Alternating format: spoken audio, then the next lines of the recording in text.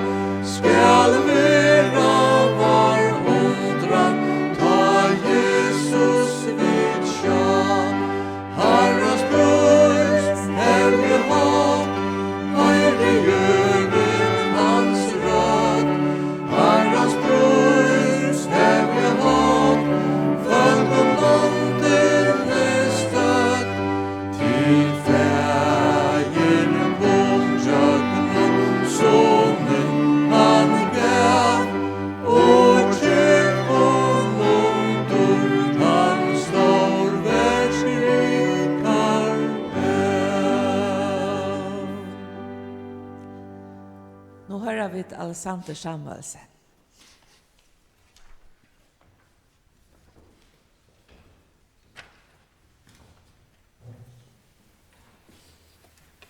God dag og en affær hjertelig velkommen til møte i Ebenezer.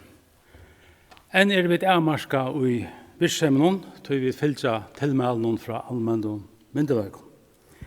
Ebenezer stångt, men vi fave som her i morgen, vi får ta et nettverk på båtskapen om nøye og om nytt liv og Jesus Kristus.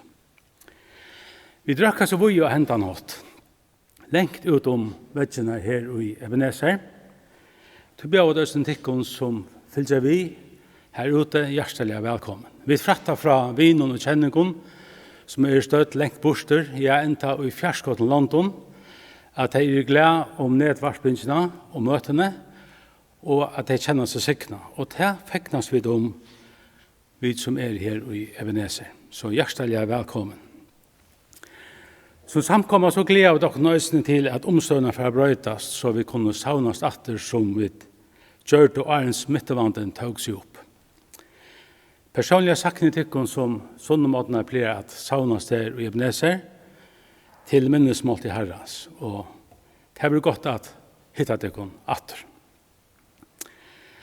Postene ferner atter av påsken hentet det som hugsi størsta hending i hamsøvene. Påskamorgon reis Jesus Kristus opp atter fra deion, man sier av deianon og av fudjundanon. Amerikamæren Robert Lowry, som levde fra 1826 til 1895, det såleis.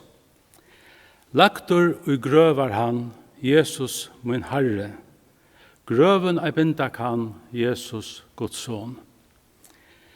Innsikla grøven Jesus min Herre, vakten ei bindur her, Jesus Guds son. Sikra over deion vær, Jesus min Herre, Antje kan binda her, Jesus Guds son, og så sier nyleie, han oppi grøvene stå, atlar skynar fudjendar han slå, som en sier Herre iver satans makt, grøv og helvete honom underlagt, han oppstå, halleluja, han oppstå, såleis tøtte Victor Danielsen. Men hvor da Jesus av krossen, og hvor røys han opphattene? Jeg skal best tekka stått og tvei av underspråten møgnen i skriftene.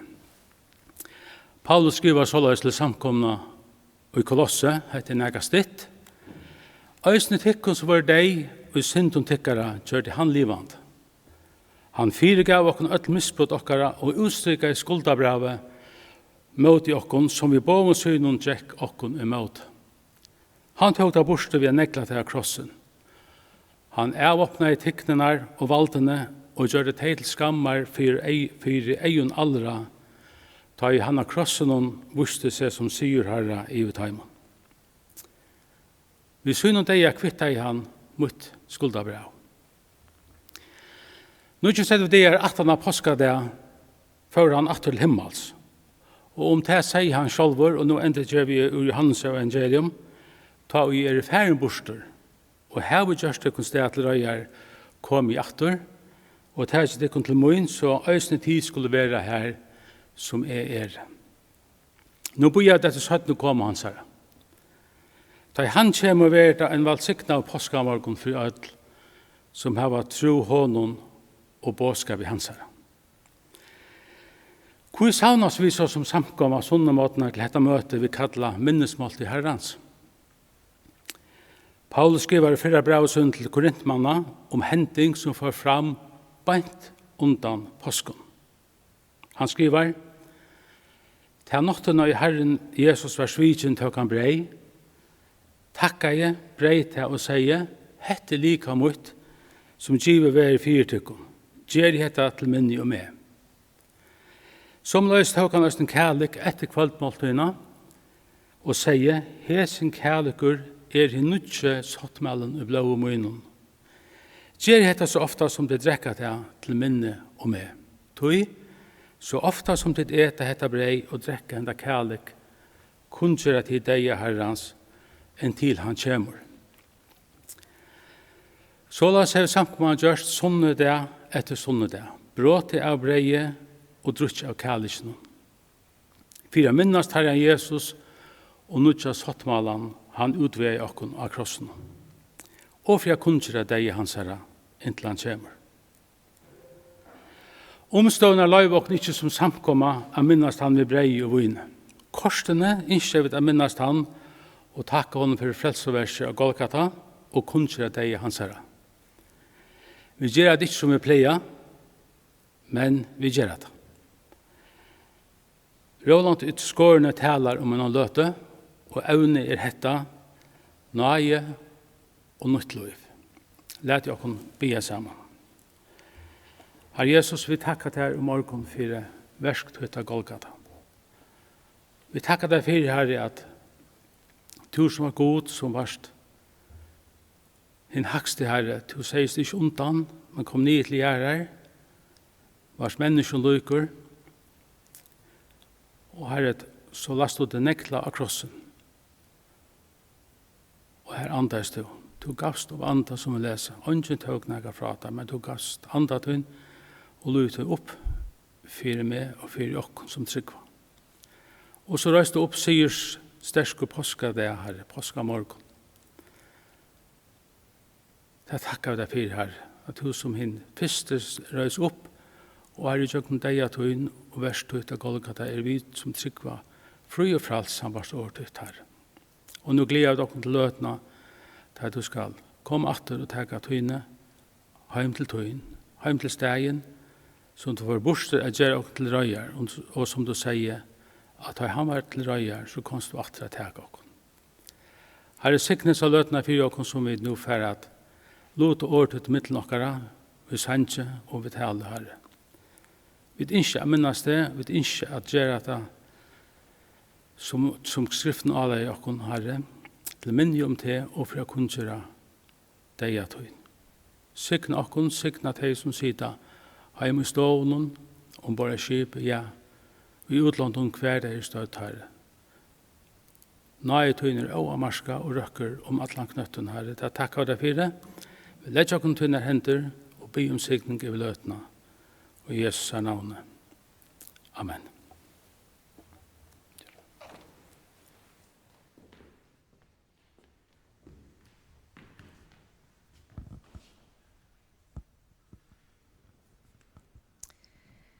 Ja, vi får halte av fram via Sintja, det om dette samme, det sanggrunnsja Lenny LeBlanc og Paul Ballock, som Randi Hansen tøtte.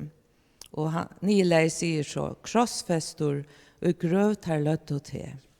Han er nummer 22.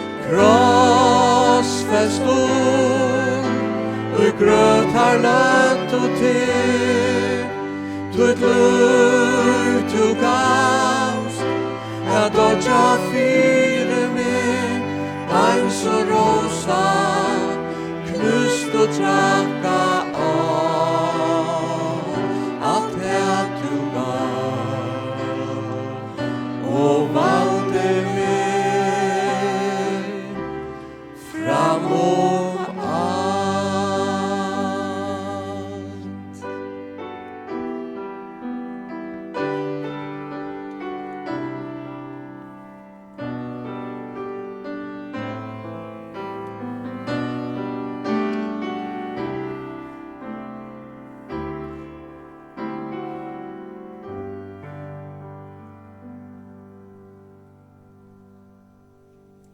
Arjen Roland kommer upp att tala.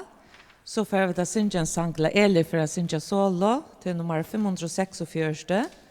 Vi kommer så inn i nye lænen, men tidligere også velkommen vi å synge vi rundt om.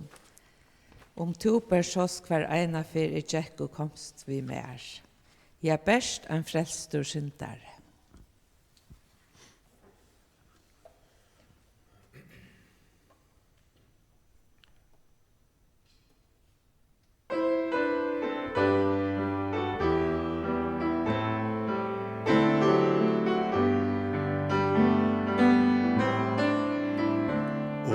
Tu bersåst hver eina fyr I tjekk og komst vi mer.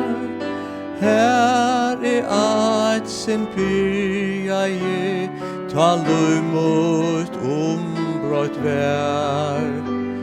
Eit størst her vær, ta fekk lot ui nøyene. Vitna kan nu ein frelstor syndare. Ja, berst ein frelstor syndare. Ta deg a dømd og stå, laste han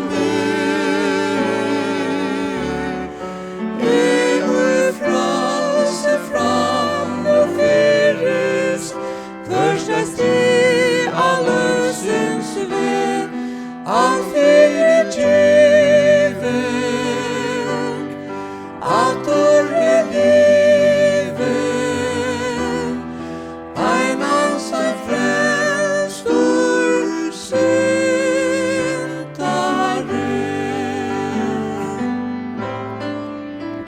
Ei kan rosa mer av tui, I kjørte et lasam, tui verste einans fremor god, han tøtjena skal få.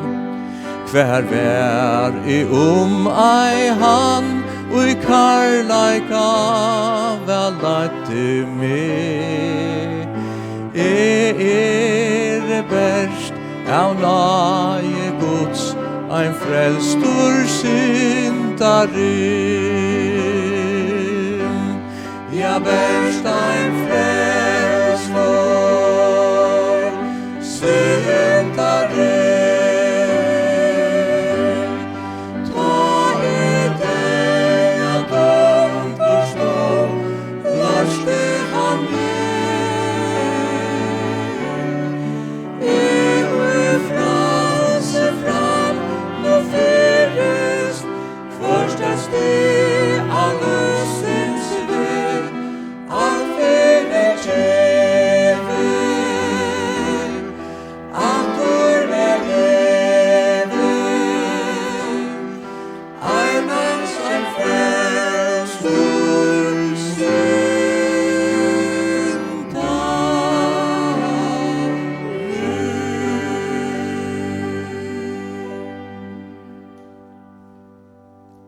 Så hör vi Roland till skåren.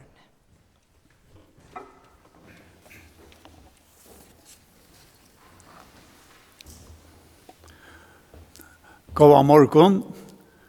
Det glädligt att kunna saunast och huxa om årgods och till Herren Jesus hevra sig okom. Och I morgon skulle vi huxa om evne nøye og nytt liv.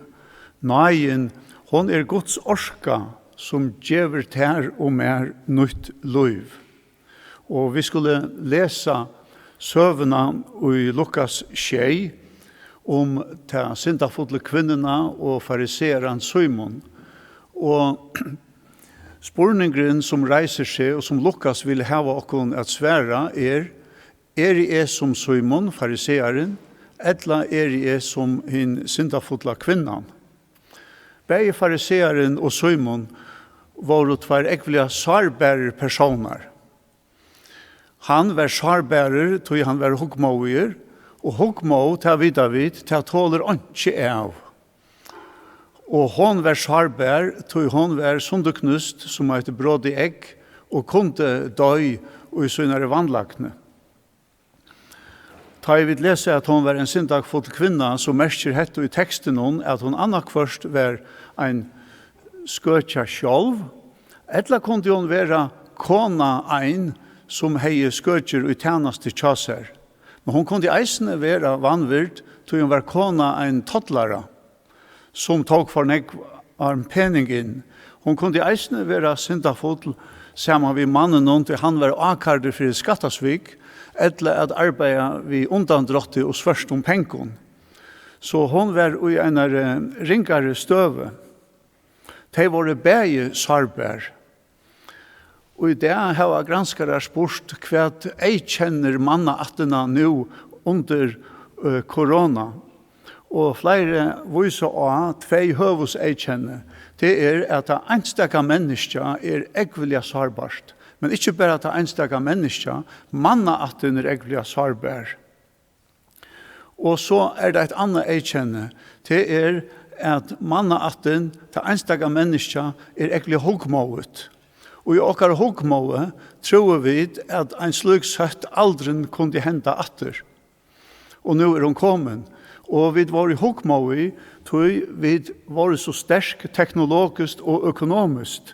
Vi lider av hybris, og tror jeg at de landene klarer seg best, som var mest firmæren og mest eimjuk, og så at vi sarbær, og vi skulle velge til små bøttene, vi skulle velge til gamle, kosta hva det kosta vil, og i hesson døvun.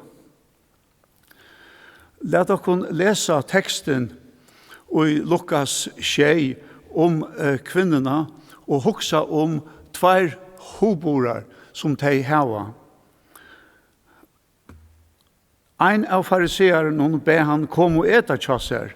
Han får da inn til fariseeren og sette seg til bors. Og her i bøynen var syndafull kvinna.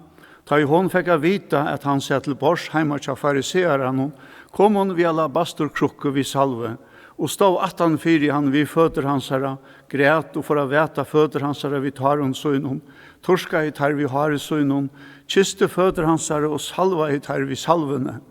Da no fariseeren og jeg i bøynen inn sa hetta, sier han vid seg sjølvån, hver hesen profeter, så visste han hvor og kvosse henta kvinna og nemur vi han, at hon syndafull kvinna. Ta tog Jesus til åra og sier vi han, Simon, jeg har nækka at sia vitte. Han sverre mestare sita, ein mævur i langt i utpenning, 8-2, annar skilda i honom 500 dinarar og annar holdtrus. Vi tar at her nu 8 gjalda vi, gav han bavun til etter. Hvor tarra man nu for at elska han meir? Simon sverre i halte, og han gav meir i etter. Ta seg Jesus vi han, to dømte beint. Så vendte han seg mot kvinnene og sier vi Simon, sarst du hesa kvinne, jeg kom inn kjatt her, du gast meg ikke vatten til fødermunnar, men hon vatte fødermunnar vid taronsøynon og torska i tar vi haresøynon. Du gast meg omgang koss, men hon helt ikke opphet at kyssa fødermunnar fra at du kom inn. Du salva i ikke hødmut vid olje, men hon salva i fødermunnar vid salve. Du sier her, hinnar mange synder hennar jo henne fyrirgjunar. Hon hever jo elskan eg, men han vil løyde være fyrirgjuv, vi elskar løyde. Så sier han vi henne, synder tøynar fyrirgjunar. Ta for å teire så det til bors vi og noen, og sier vi seg sjálvun, hvor hesen, og løyga fyrirgjuver synder. Men han sier vi kvinnerne, trygg tøyn hever frelst til, fær og i frie. Vi suttja hoboren, lustan, at han hugmåie, som ikke suttja neina. Tars koma sleipande vi en kvinne, og hon fettler til knutja, hvor hennara hoborer. Og vi suttja at Jesus, han venter seg til en einsteka. Jesus fer og i egna hatt, og det gjør det han flere ferer. Han vender seg til Thomas som evaist, Han tog imot Nikodemus om nottena. Han hei et særligt år til Marie i Orstagærnon, og han bøgde seg ned og skriva i sanden. Han tog seg av til einstaka. Det gjør han enn i det, og så han førfyre at senda han einstaka av sted vi noe nødtjon løyve. Vi sutja at Herren Jesus fra byrjan av hever en skra, og langt i Lukas 4, her sier han hvor han sier livsskra som han helter fast vi, lykka til han dør. Han sier, Ante Herrans iver mer, tog han salva med å kunngjøre fatakon evangeliet. Han sendt med å gjøre henne hjertabrottene grøying, at bera fengon på at her skulle sleppa leiser, og blindon at de skulle få sjån, at gjøre kua fru, at kunngjøre nøye av Herrans. Men så han opp i måter fariseeren som i hukmauer, og neiers mennesker som ikke standa til å bjerga. Og vi leser om tannhoboren, at fariseerne og hennes skriftlærde tar knarra og inn av læresvenner hansare og søtte, «Kvoi eta og drekka tid vid todlaron og syndaron?» Ta Jesus sværa i taimon, atter så sier han, «Fruskon tørvar ikkje lakna, men sjukon ikkje komna kalla rattvis, men syndarar til omvending. Han må eta saman vid todlaron og syndaron. Tog det hans endamål, hans livsskra. Og Herre Jesus, han gav fariseeren noen avbjøving av og av. Han sier, vittar, jeg spyrir tikkun hva løyveligt sabbat, gjøre godt, eller gjøre ilt, bjerga løyvi, eller forkoma tog. Men tar var helt oversinter, og tås av hver vi annan om hva det skulle gjøre ved Jesus. Hetta tan hukma vi atboren. Ta vi hugsa om de som Herren Jesus møtte, så forferda med at minnast en søv vi hørte om en bønda som lærte sonen kjassar opp i Australia. Han sier vi an bønden, papen, «Kvosse fast du et godt, diktar godt fylke?» Og så sier sonen, «Ja, jeg hitje etter teimon veike, de skilje borster ur. Jeg hitje etter teimon som hava omkra smitte, jeg skilje de borster ur. Jeg hitje etter teimon som ikke hava gåa odl, og jeg skilje de borster ur. Så kan jeg få et godt, sterkt fylke.» Så sier papen, «Så fast du et godt, sterkt fylke, men det var det øvåta Herren Jesus gjør det. Han skilte ångan borster ur. Han døye fyri ødl og tog seg av ødlun. Det evangeliet, og det nødja og i okkar evangeliska bådskapet. Fariseerne, hadde en hobor som var torfører at vinne av. Og til stø, til dømes i Matteus 15, Herre Jesus, djøgnen skoar tar hobor, og vi lesa at han sværa i taimon, hvor bråta tid sjálfur bo gods vi vidtøkon tikkara. Såleis hava tid gjørt lov gods til anses vi vidtøkon tikkara. Og så sier han, hetta folk heirar med vi vørrenon, men hjertet tar lengt fra mer. De durska med til anses, vi til at de læra lærdomar og gjøre menneska bo.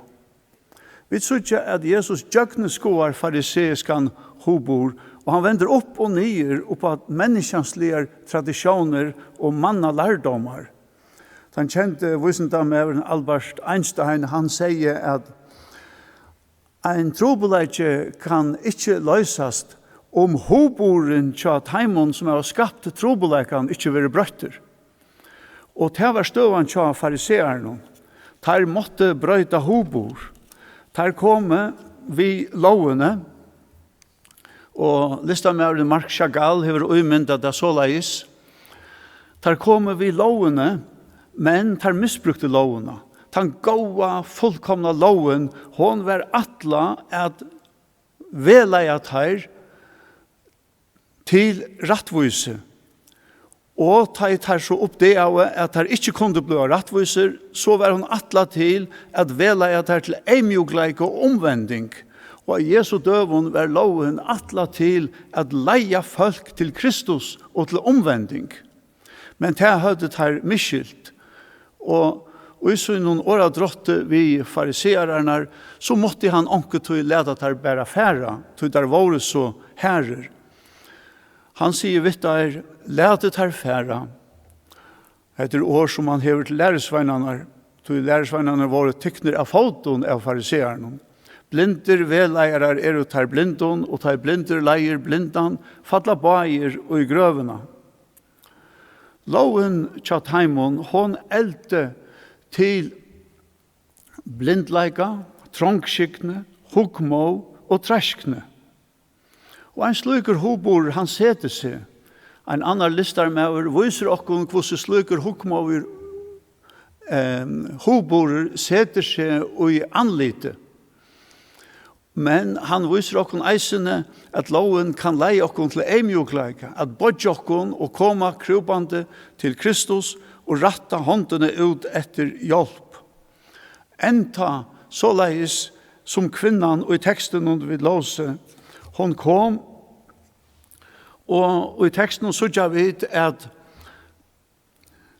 hon kommer attane fra, og tar litt til bors, sier og i mye estrevær, og i vanlige måltøyen at sita av ståle kring et bord, men ta det var gesta på, eller varsla, så var dekka opp for i ødlån, og tar slupp i at litt til bors, vi foten noen atter ur, og vi vinstra alboa, og det var i høyre henter, av båren, og så at høyre hånd var fri. Og så lesna kommer hon, det var eisne sier, tja røygon følge, at fatak godt kunne komme inn og hitja etter hver gestene nu våre. Simon fariseeren hei hørt Jesus tala, vanliga var det i synagogene, og hon hei eisne hørt Jesus tala, skilja vid av teksten om. Og i teksten om, her reiser Lukas fyri okkon, han årar tveir høvespurningar. Han sier, hver man færa at elska meir, og hver hesen og fyrirgiver synd. Hatta spurningar som Lukas vil at vi skulle svære på. Færa vite elska meir, og kjenna vid han som kan fyrirgiva synd. Og i teksten sutja vid eisene 5 likla år som taka saman hva evangeliet kan gjeva okkon, og hva det innehalt i evangeliet noen Og hvis det ståtte fra søgnene, så får jeg da vite at kvinnan og fariseeren hadde bruk for fyrirgeving, trygg, frelse, kærleika og frie. Og hadde høvesårene som kunne brøyte okkara liv. Om vi får lov til hæsen årene, så hender neka. Det kommer et urslit borster urtøy. Tryggven og i teksten hon førte fire kvinnerne visser frelse og fri. Og fyrirgevingen, hon førte visser større og større kærleika. Og tog vakna vi mitt i teksten og vi må spyrja okkon sjálve, hvem hobor her vi Her vi en fariseisk hobor, her vi en fyrirgevande hobor, her vi en kærleiks hobor, her vi en troar hobor. Rannsakande spurningar. Men du spyrst, men fariseisk hobor, hva det? Han vil tidsen saman her, han at vera sjålrattviser, hugmauer, blinder, trångskikter, trasker. Og så spurningen, hvordan kan jeg slippe av i en slukan hobor? Ber det til at jeg kan være brøtter? Vi tror at Jesus møter eisende øron menneskjon, omfram til seg kvinnene, vi kunne teka døme vid tottlaran. Han hei en helt annan hobor. Han slå for seg for brøstet og bøgte seg nyer og sier, God vil mer syndere nøyver. Men fariseeren, han hukmåa i sær. Hvor hukmåa i han sær? Han hukmåa i sær til han sammanbær seg vid hine og sælja vid tottlaran.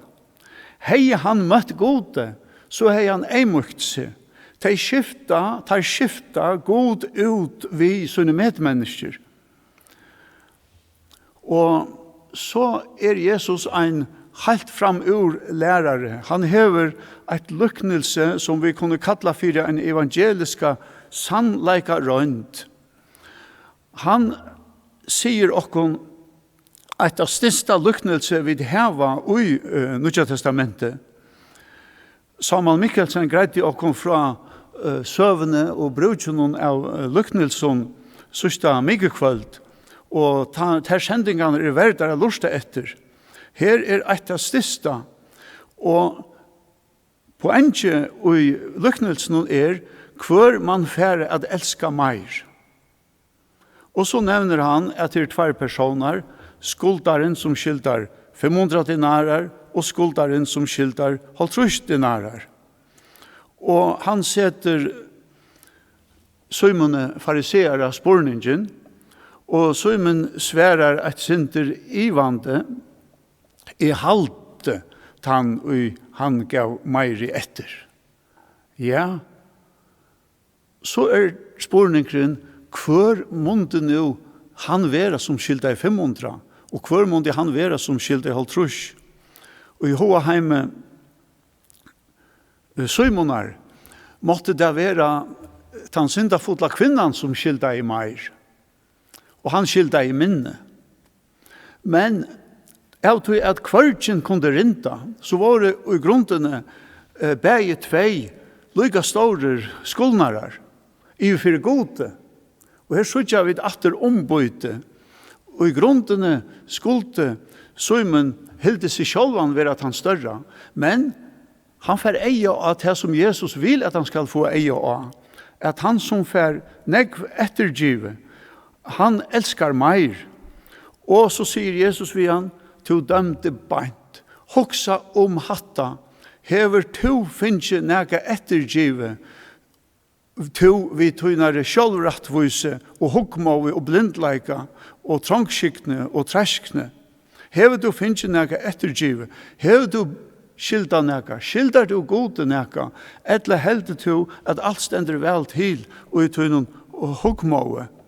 Til avverst i teksten sutja at ta han spyr hvor man færre at elska han meir, ta ligger i åren at elska vi takksemme. Hette et år som innebär at jo meir du får fire djeve, jo takksemmere du. Og tog spurningen her, hvor var nu takksemmere, og hvor elskar vi meir takksemme? Vi sutja eisene at i teksten verer brukt ettergjeving, at han gav taimon etter det som tar skilt av bavon tveimon. Ettergjeving til et avhverst år, til året at gjeva etter en skuldnare, til merker at strika skuld. Og til et år ur handelsløvnen og bankaverene, ta i ein som skiltar for strika sina skuld, og til året brukar Jesus for å greina hva i nøye og i grunden til at få strika sina skuld, og her vi få firegjeving. Ta i kvinnan kom inn, så skulde hon vust en høveskan etbor, og ta Jesus kom inn, så skulde Simon fariseeren eisne vust en høveskan etbor. Vi må spyrja hvor han ikke gjør det til. Så Jesus sier vi han at hun gast mer ångan koss, og til å være kjolkan, eller til gast mer ångan fotat fått, og til salva jeg ikke høver mot. Hvor gjør det han ikke til? Kanskje var han bensjen for at vi kjenner at Jesus var Guds soner. Men hvor har han så bøye noen inn? Han virkjente sudja vid i teksten om at Jesus var profeter, og kanskje var profetatøyen vakna vi atter, og vi finner nødjar profeter som kunne halda vi og stola fariseeren. Og tøy var det en heier ta i tøyene at bjøva en som er i tale i synagogen i heimvisser og gjøre gestabo og være bløyer. Men Jesus setter hans hobor som han ikke gjør opp i måter hoborene til kvinnerne som hun gjør. Kvinnan heier vanliga en alabasterkrukke hengande om halsen, og i henne var dyr salva. Og hon brukte henne som et arbeidstål og i synare vinne som skøtja. Men nå kommer hon og hever ikke bruk for hessare dyre salvene langer. Og hon viser at jeg har en dyra bæra salve her, jeg offrer henne oppa Kristus. Og det han øver til hoboren, det tog at hon selv hever hørst gledebåskapen, og hever fætta at hon finner nekv firegive. Ta og hon kom inn og salva i han om føtterne ved salvene, så sier Jesus at vi Simon to salva i ikke høtt mot vi olje.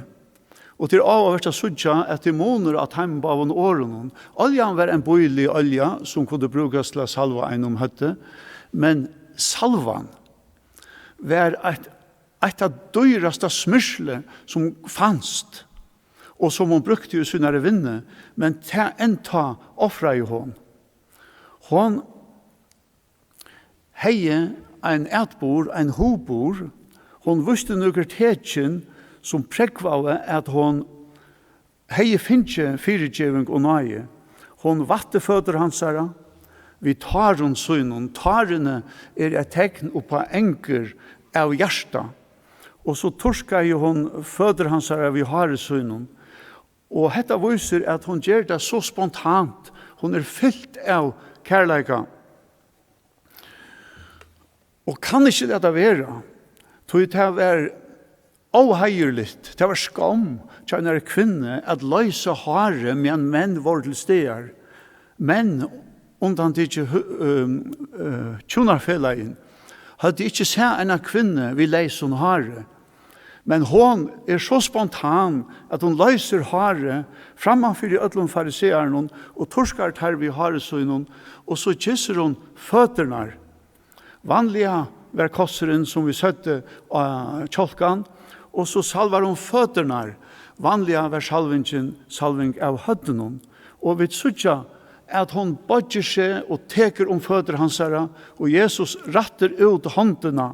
Hon fullkomlig ivergiven og overgivet seg og henter Kristusar.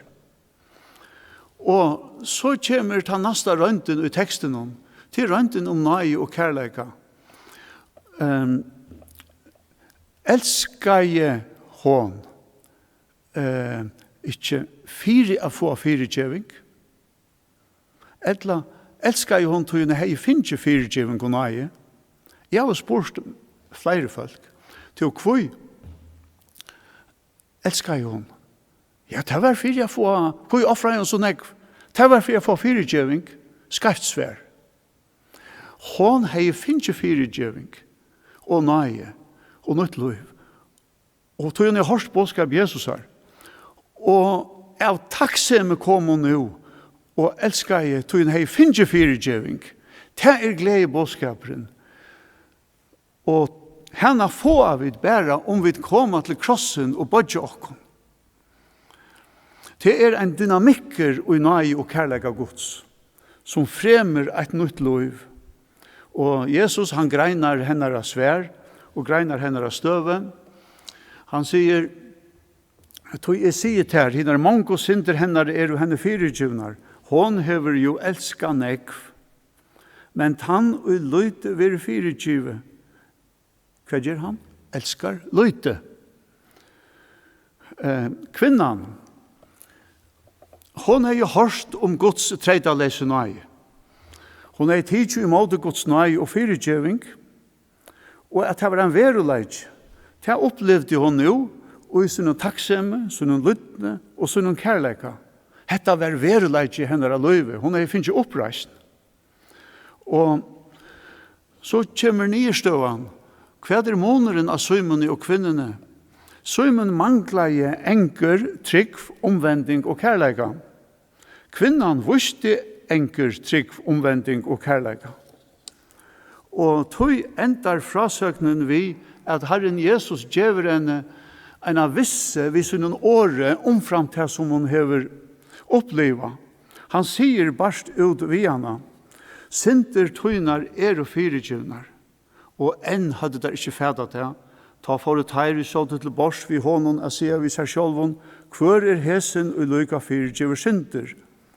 Men han sier vi kvinnerne, trygg tøyn hever frelst til, fær og frie, et større lyfte og en større visse kunne ånden få.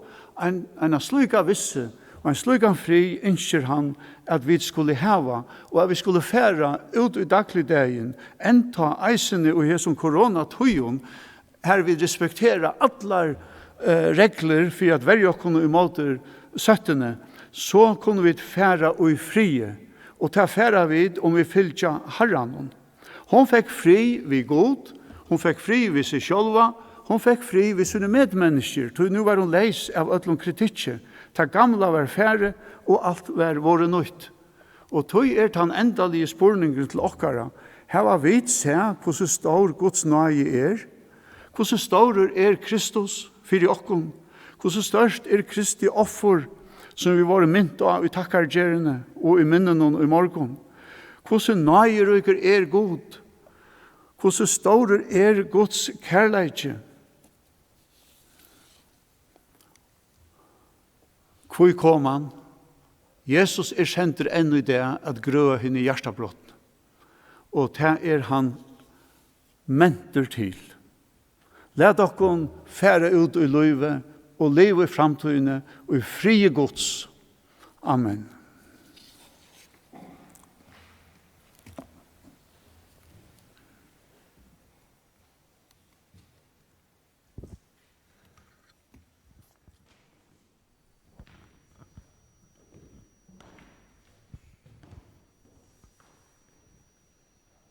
Ja, takk for Roland, for bådskapen, og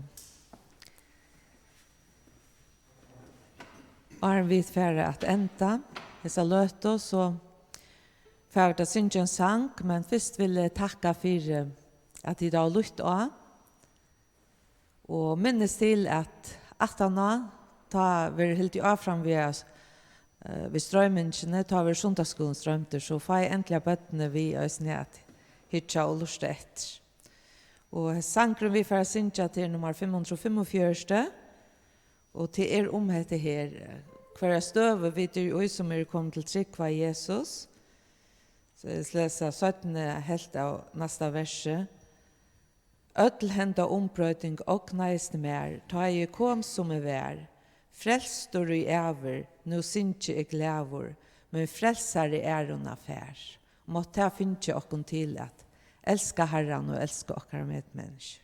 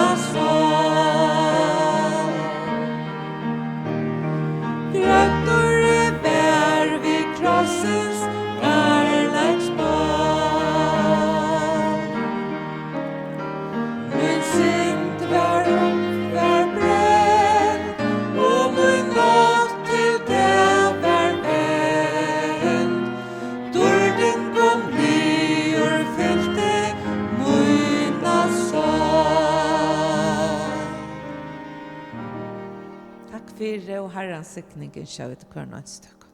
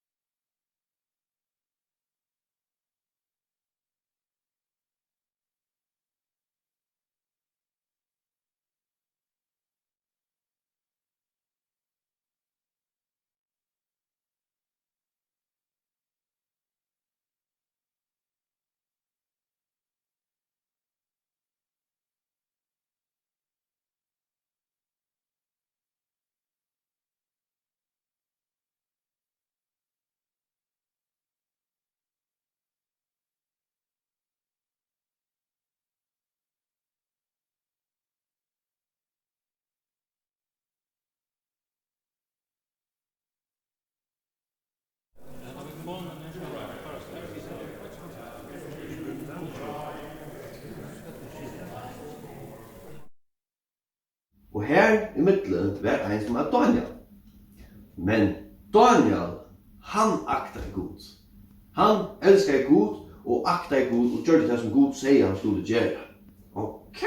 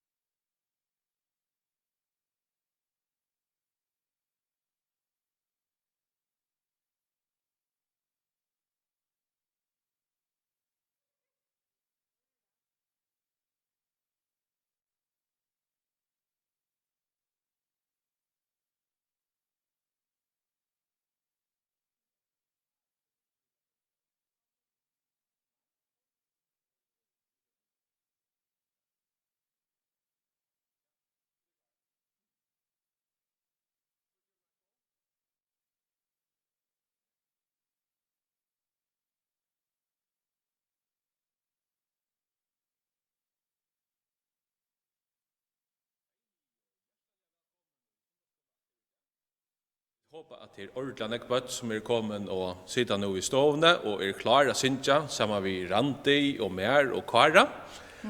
Vi tar glett å komme til det. Og selv om vekkere mega godt i kvar, så håper vi at de tømmer og orsker å sitte inne i en tømmer og synge. Ja, det råkker vi det gjør. Elsker det? Altså, jeg har sett at det faktisk bøtt alle sen og i førje som hittar var nu. Jeg har eisen sett det sammen. Alltså det är inte bara de bötten som fler kommer söndagsskola i Ebenezer, men alla alltså i Sore och Klagsvik, alla möjliga ställen i Sverige. Det är cool. Det är så stort. Så förstått det kom bött. Faktiskt så sitter det samman vi bötten ur öllum förjot och kanske eisen i Danmark nu ur söndagsskola. Det är det som är så smart vi kunde göra det där. Ja, det är mega smart. Skulle Lukas säga hej öll bötterna? Hej bött. Yes. Och det är så att det går. Ja, jag hoppas att det är nästa vakna. Ja, då vi skulle lägga tag och allt möjligt och ta man orska lite så inte gott. Ja. Är så ordentligt klar kan det? Men då skulle vi lycka ta och sprita upp. Ja, kom. Och vi talar fast då. Vi talar fast då. Vi blir vi hålla fast då. Det är goda att man kan vara samman vid fast då. Ja. Och hugga som regn för det. Och där så får vi då börja vi att synja djup och brei. Och ta må vi uppa standa. Och varskva, jag skulle säga ett tror jag. Nej. Alla de här chanserna som vi synger det är sådana chanser som bötnen har inser. Och Facebook söndagsskola då, hemmasida. Ja, det är cool. Chanser som alla bötnen har inser. Och vi får eisne att liksom nevna öll de bötnen som har förengar det. Anton ut det, eller jar, ut av vikna som och varskva det är alltid det är så deiligt. Tog att jag minns Eva Lutel. Jag älskar att ha förhängar där och jag var så spänt där. Och jag hade så kjelt som jag kan hålla förhängar där. Och jag syns att jag kommer i söndagsskola och man kan bli få en gave och man kan sätta sig upp och man blir sunge för det. Ja. Så det är nog så gott att vi kunde göra det på henne maten. Ja. Så talte man 9 då. Nu är det bara 50 år efter till förhängar. Jag tog ofta ett äpple och kort tändstickar i. Check det. Ja. Det är cool. Tack en ur. Yes. Men allt det här får vi ta oss som sagt, ja. Ja. Så ska vi föra synja Djup och Brei. Kari är klar. Till. Och är till klar? Ja. Och resten det går upp.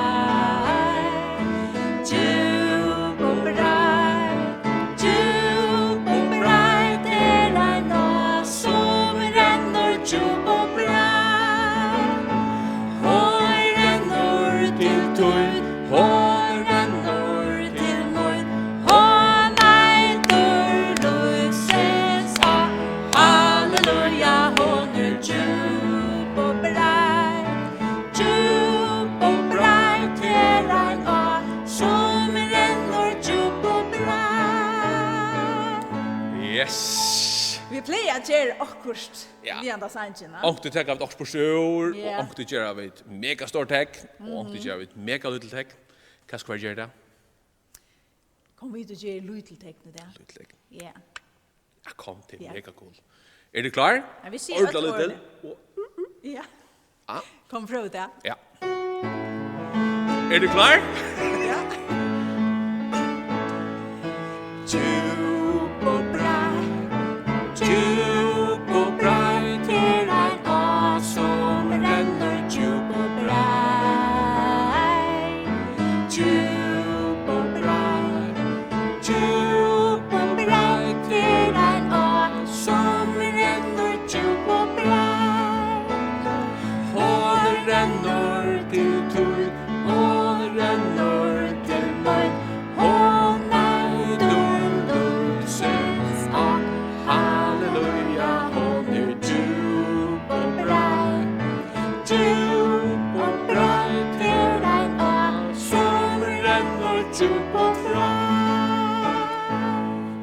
Mega gott. Ha? Ja. Ordla fitt. Fitt. Nu ska man allvarligt göra teck. Ja, det må vi. Nu får jag att synja om Jonas och en kväll. Ja. Det var onkel bad som är yngst handelsanns. Alltså alla sanns är yngsta badna, ha? Ja. Om det är så att inte man först läser vi. Ja. Det annars skulle synja en heiland där. Ja. Det är väl nog stått lite. Sangmaraton. Ja. Ja. Är du klar? Ja. Lusta nu så väl om Jonas och en kväll.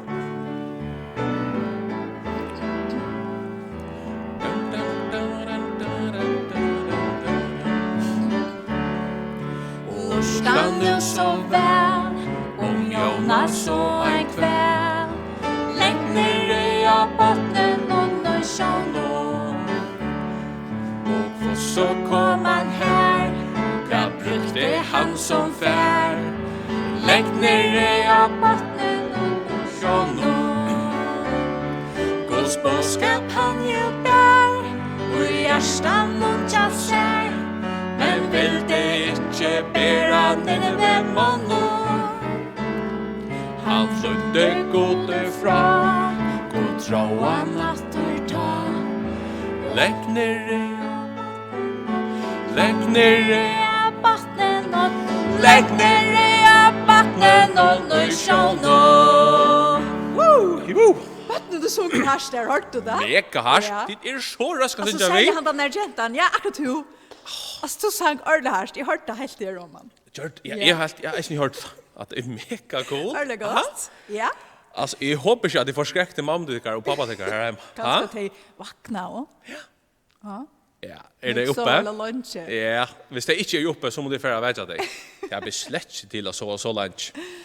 Nej. Randi? Er det Det är træt? nästa sang, Jakob. Halleluja. Okej. Det er sånn at vi bytter opp her, Jenter Ranger. Det blev det gera. Och så är det till vi att vi reiser oss och sitter nere som vi blir gera. Ja, Ska vi göra det? Hur Det ser är det som ut? att ja. Det er færre det gjør. Og av teksten kommer her, ja. så det ikke gjør hjemme, så er det blått først. Det sier Ja. faktisk at drengene blir. Så drenger og papar og appar og lengabar, eller hvor enn sitter her ute og hikker, vi blir.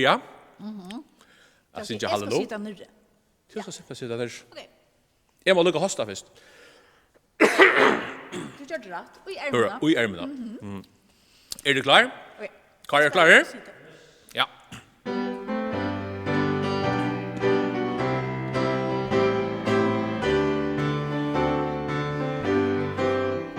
Halleluja, halleluja, halleluja, halleluja. Pris varje god. Halleluja, halleluja, halleluja, halleluja. Pris varje god. Pris varje god. Halleluja, Pris varje god. halleluja, Pris varje god. halleluja. Pris varje god. Sånn det? Jeg har alltid gett når sjunga. Lysen her er her. Ja, vi vunnet. Det blev vi det. Då rätt väl. Jeg har jo prøvd en fra træt. Så måste du spoila det ut. Jeg vet ikke mega harsranger. Ja. De må ordentlig synge harsrar hjemme. Så tätje för av husnon. Ja, Ska vi se det? ja. Ja. Er du klar? Du börjar. Mega harst.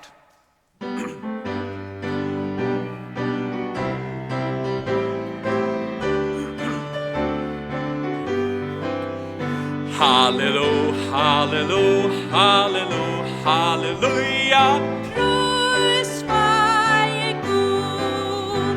Halleluja, halleluja, halleluja, halleluja. Pris varje god. Pris varje god. Halleluja. Pris varje god. Mega harst. Halleluja. Pris varje god. Halleluja. Pris varje god. Mega gott Ranger. Det var så nekkbedre hassfer. Du har snytt jag synter. Ja, Alltså, du kan inte göra så. Det här Jesper. jeg vet. Alltså, Men altså, Nassvert, vad tänkte du så? En megafonbil, eller vad? Ja, no, men det är det alla gott. det er godt. Fäxt du efter sin du träning och beinen, ja? Ja, jeg gleder meg til, vi får synes en annan setne, som er mega rinker. Jeg vil være som et tre. Ja. Og ta meg i alvorlig for å trene. Ja. Nu er det Petra Dattencheck. Ja. Nu ska vi upp i ett trä. Ja? Ja. Och det kan vara ett trä Det här kan vara på. trä. Ja. Det är sammanhänger ut.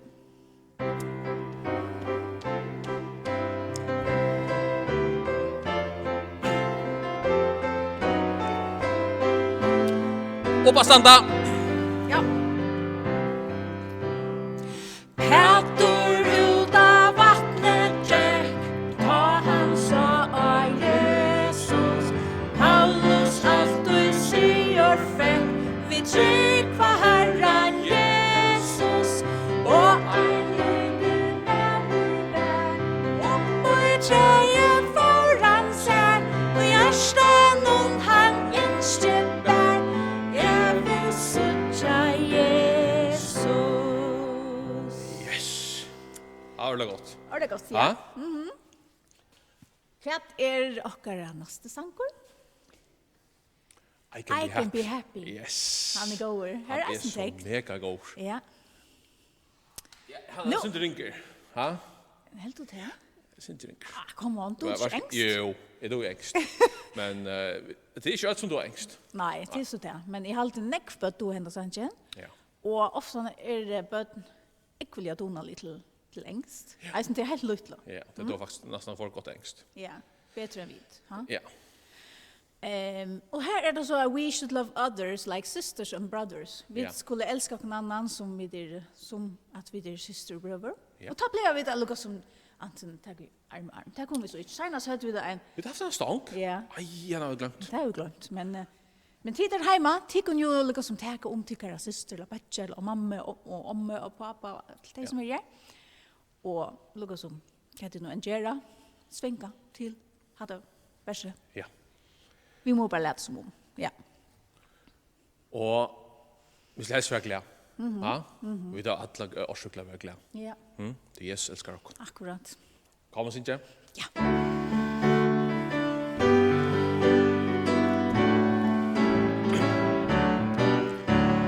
I can be happy and you can be happy and that's the way it should be. I can be happy and you can be happy and that's the way it should be. Because God loves you and I love you and that's the way it should be. God loves you and I love you and that's the way it should be. I can be very sad, you can be very sad, but that's not the way it should be.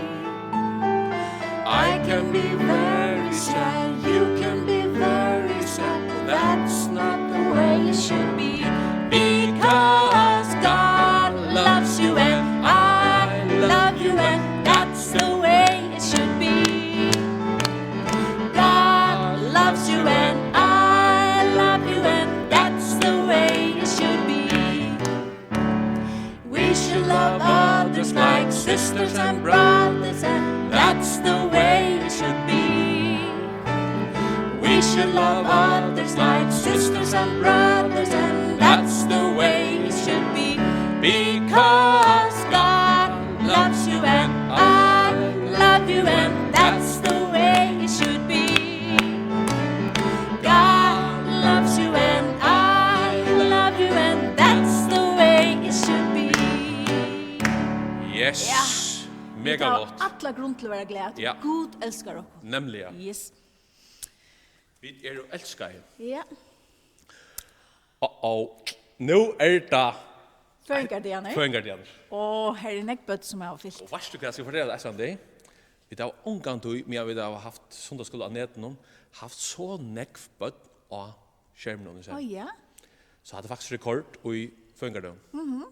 1, 2, 3, 4, 5, 6, 7, 8, 9, 10 Föringardianer. Och det har vi stått till haft bøtten her, kommer fram Stutla till der. oss, och vi kunne sunge för daimon och allt Ja. det.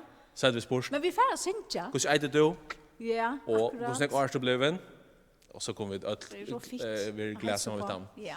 Så vi må bara synja för dikon här Ja. och sända dikon allt det bästa. Ja. Check Nu kamera. vi hoppas att det har haft en ordentlig god föringar där. Här Ja. som det är hemma.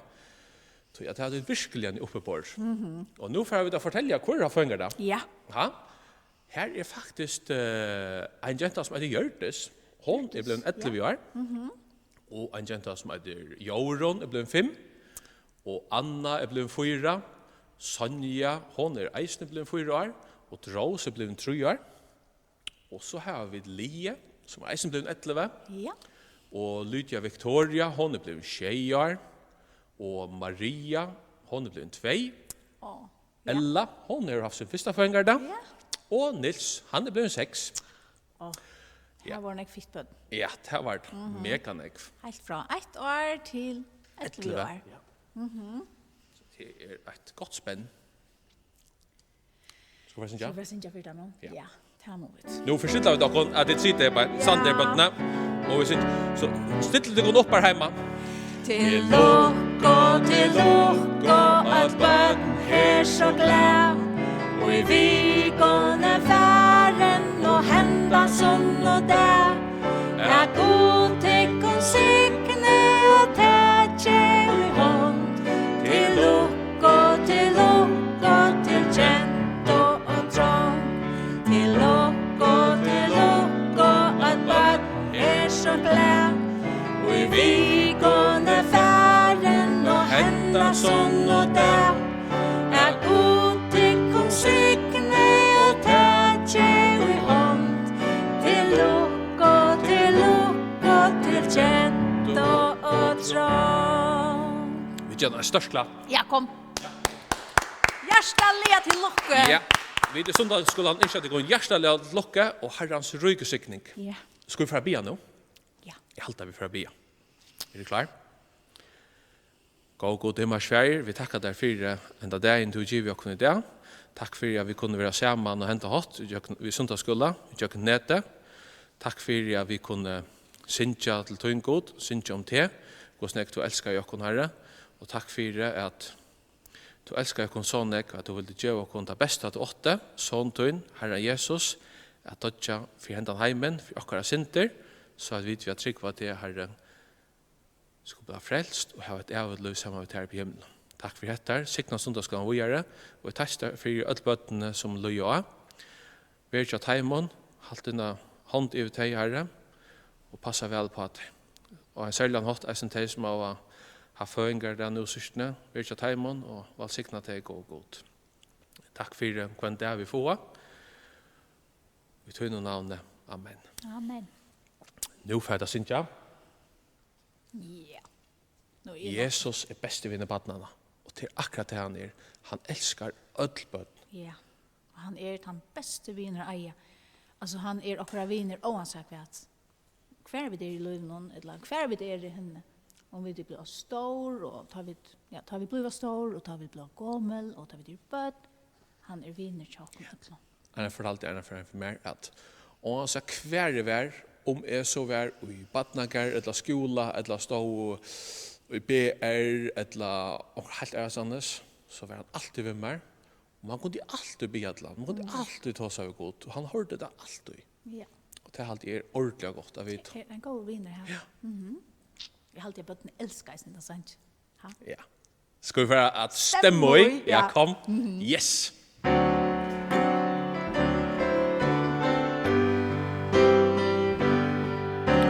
Jesus är bäste viner badnarna. Jesus är bäste viner badnarna.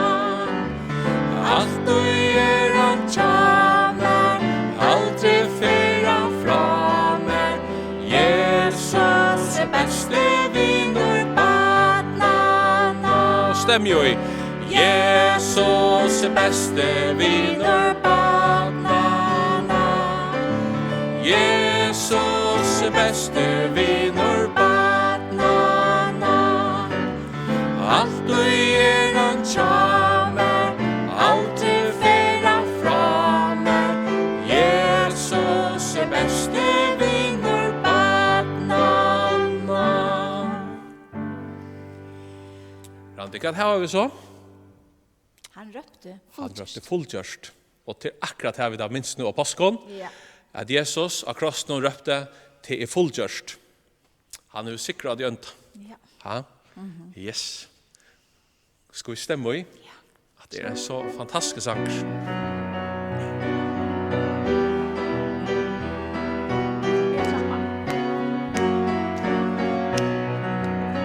Han røpte fullgjørst, han hever sigra. Satans valde bråte, myrskors herrer flutja meg, Jesus er herre. Og halleluja, kongarna kongur, ja, vernar han er. Han røpte fullgjørst, han hever sigra. Satans valde bråte, myrskors herrer flutja meg, Jesus er herre. Og halleluja, kongarna kongur, ja, vernar han er. Jesus er herre, Jesus er herre, Jesus er herre, Jesus er herre, Jesus er herre. Jesus er herre, Iver løyve okkara. Han røpte fullgjørst, han hever sigra. Satans valde bråte, myrskors herrer flutja meg, Jesus er herre. Og halleluja, kongarna kongur, ja, vernar han er. yes. Ja, vi blir att dela kon upp om när det var. Jag rätta synker och så den nästa och den sia. Ja, Så det var nog smart att vi rönte. vi skulle dela kon upp Ja. igen. Det är ju det. Också om. Ja, vi kunde göra. Vi kan dela det upp i mekanik nu. Ja. Vi kan säga Klaksvik, Havn, Danmark, Sore. Ja, det är mega Så det är smart. så stant och filma och ner. Det kunde nice vi så. Ja. Nej, tvall. Jag vill vara som ett träd. Nu ska det standa såna runt. Ja, ja. Det är sjangren här vid neckvingster. Ja, han är en ordentlig god. Ja. Och han är ett lysande rinker. Så vi har rött av vant. Ja. Ja. Vi tecknar någon och ötlarna. Ja. Så hvis vi gör några fel så måste vi bara bära i veckan. Ja, offlända. Vi får göra vårt allra bästa. Ja. Och nu får vi bara köra hit. Och så får vi vita hur det får gänga. Ja. Vi hoppas det bästa. Minst till övelsekurmästare. Ja.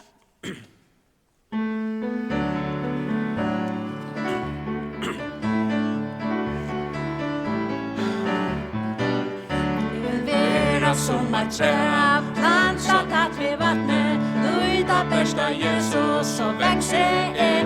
Vill vera som ett träd, plantat att vid vattnet, lyda bästa Jesus är namn. Som rötterna växer, träden bär större, att sucha där blomma vid signing går. Som rötterna växer, så spätter och bättre, att Jesus är min frälsare.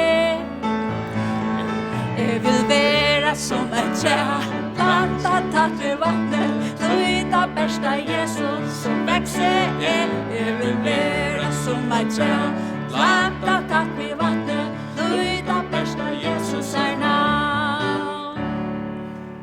Jag har bra en för det. Ja. Jag ska är färdig också om jag vet gott det är slett inte vi heter gera men margarina men så där. Ja. Det är så stort. Men här är det vid syndrom ett träd Ja. som häver sina rötter i Jesus. Ja. Och som man gör det om man som häver samband med Jesus kunde så kommer vi växa och stärk. Och i honom. Ja. Och komma att känna bättre och bättre. Och han säger vilja vi också. Ja. Ja. Är du har pratat är det förträtt? Jag har syftat på en för det. Ja. Nej, jag är inte ordentlig här. Ja, så han är goer. Men jag tar vad träna. Och så jag också jag tycker på att jag tar vad träna. Så kan vi träna samman. Ja. Ja. Det är helt vi köra på det. Ja.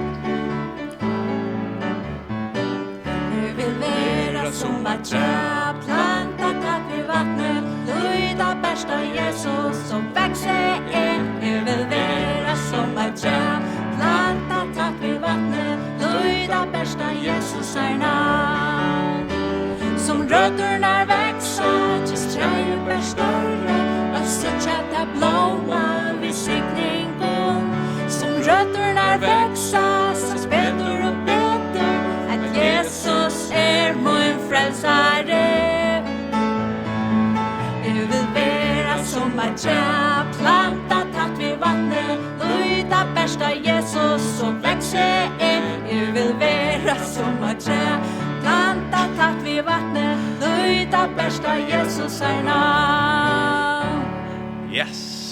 Ja, det var så spännande. Ja, det kickar sen. Men vad ska det villas? Det är läge kicksa. Ja. Så man inte det som man gör för lite, tror man säga. Ja. Nej, vad ska det är så cool att man ordar tränat att man doda mega väl. Och vi måste föra bli bättre och bättre. Ja, det är en god sång. Ja. Absolut. Oj. Bitcha kutsrutje. Ja. Och nu är det akkurat här.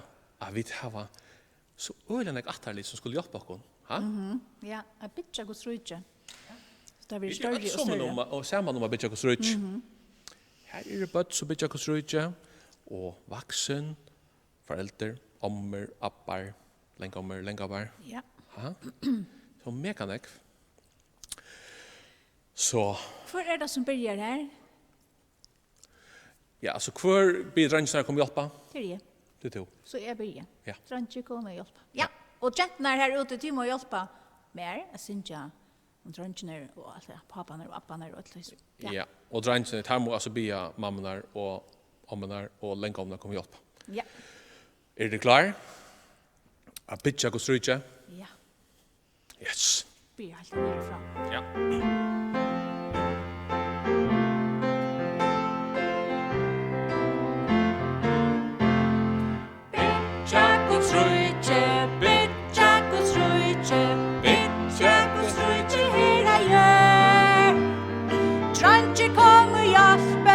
Jenter kom ju hjälpe a bitcha kustrutje hera gör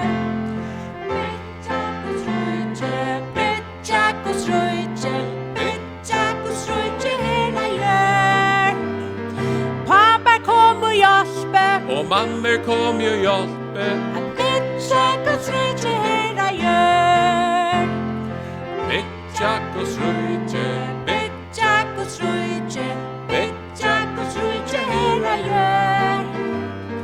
Appar kom och hjälpe och ommer kom ju hjälpe a bitcha kustrutje hera gör och Robba sitter här det gamla bitcha kustrutje hera gör Länggammer kom och hjälpe längommer kom ju hjälpe a bitcha kustrutje hera gör oj ja Alltid att länkappar ner och länkomnar hört ja. jag hade det ja jag hade mega harst Helst det? Vad ska det hitta vi är snäll längomnar Ja, det är urtla stuttligt. Ja. Jo, är och vi här är så ankra mynter här om är samma vi ankra bottna. Helt det. Ja, Ja. som fylja vi. Och Iceland längommer kanske. Ja. Jag ska är faktiskt ja. Jag ser längommer fyllt vi.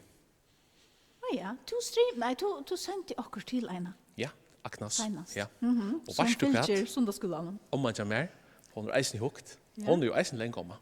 Ja. Ja. Så hon hickar ett mer Cynthia. Om man in. Ja. Nu för det Cynthia Jesus kom in. Ja. In i hjärsta. Ja. Ja, Jesus kom in i hjärsta.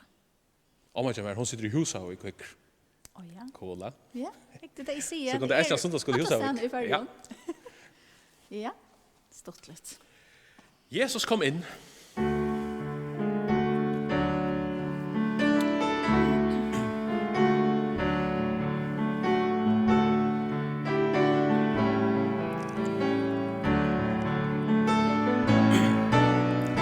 Jesus kom in. Jesus kom in. Kom in i mitt hjärta. Jesus.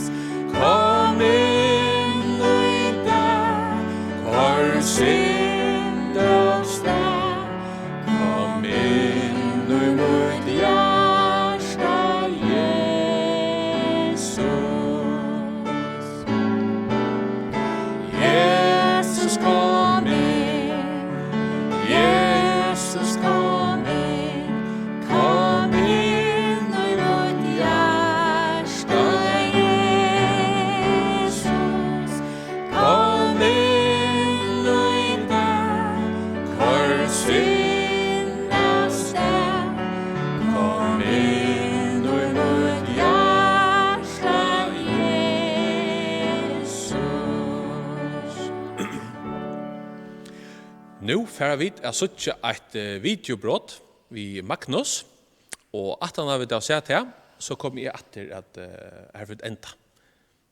Så Magnus, gjør så vel. Hallo og sånn, og hjertelig velkommen til Sondagsskolasøvnene. Og i dag har jeg å fortelle om Daniel. Men når jeg forteller om Daniel, så har vi en god vimmerk med her som er Sebastian lovet at han skal være vidt å fortelle seg søvn her på. Og Sebastian, han bor inne her. La vi få vite om han vaknar. Sebastian?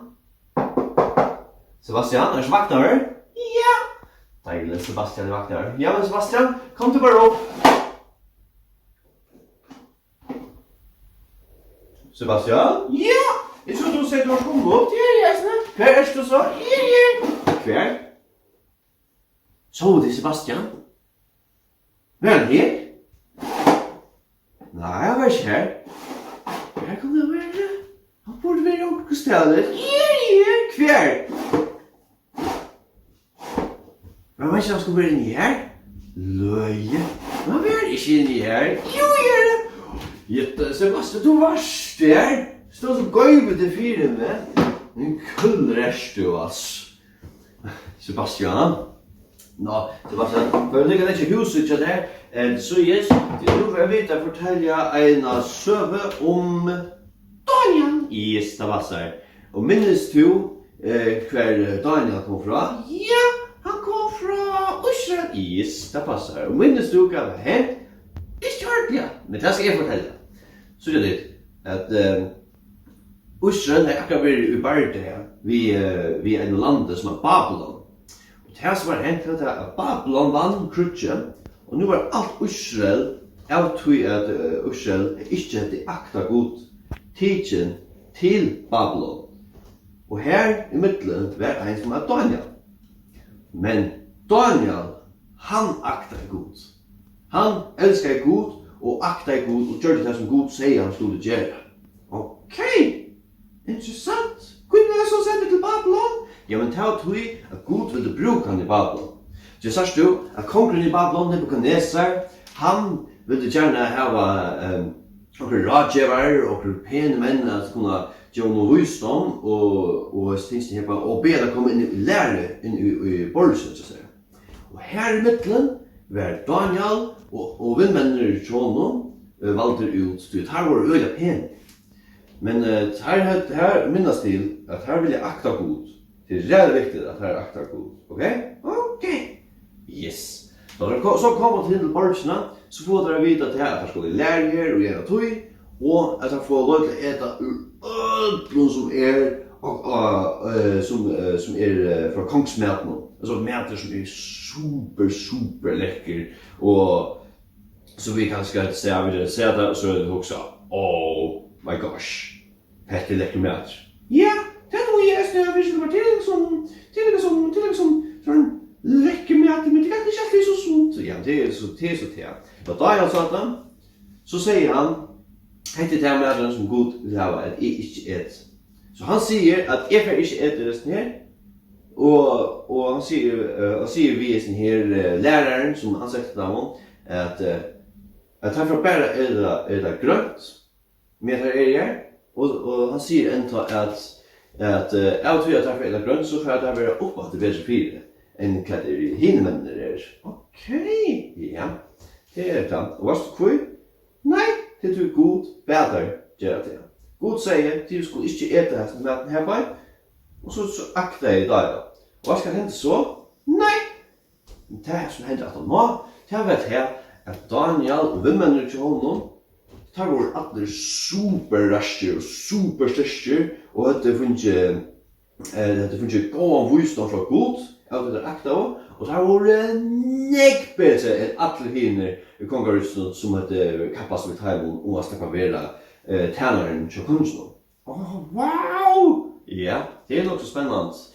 Og god, han sier enda, jeg tror at Daniel tror det akta så vel, så får jeg gjøre til her en spesiell visdom, og eisende et talent for at fortelle hva en drømmer handler om. Og så det var han også glad for, og det brukte han læreren deg. Men i siste enda her på en, at han akta og bæra at grønt, så lømte god til honom. Så, Sebastian, nu har vi at du er klar. Så nu har vi her på en sarslo, og våren har vi tidlig nye ting, og nu skal du gita kvæta vær som Daniel åt. Ok, let's ikke ligge her, Sebastian, og så tar jeg ligge. 4 her, og så sier jeg, tada! Wow! Yes, det er godt nok lekker mat, det sted. Ja, her på en har vi med annet Bueno, Aero, Oreo, fløtabolle, M&M's, chips og en Pepsi Max. Det ser godt ut. Ja, det ser ordentlig godt ut. Nei, vi er. Himmelen, her har vi en banan. En banan, ikke lekkert? Nei, en banan, ikke lekkert? Nei! Men, okej, nu får jag spela det.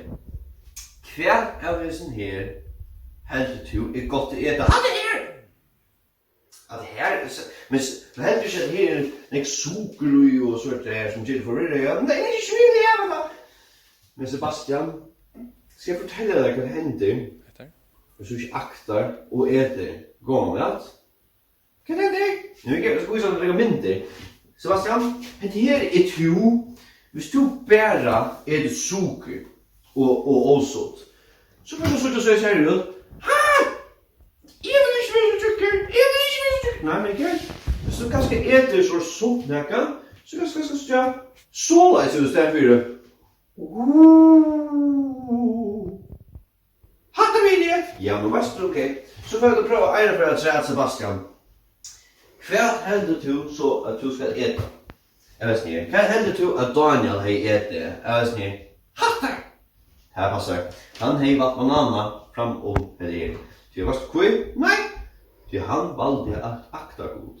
Och efter att akta god så blev det här mycket bättre, mycket klokare än alla hinner tjänare som åt av kongsmällen. Okej. Ja. Så därför är jag minnas till att akta god.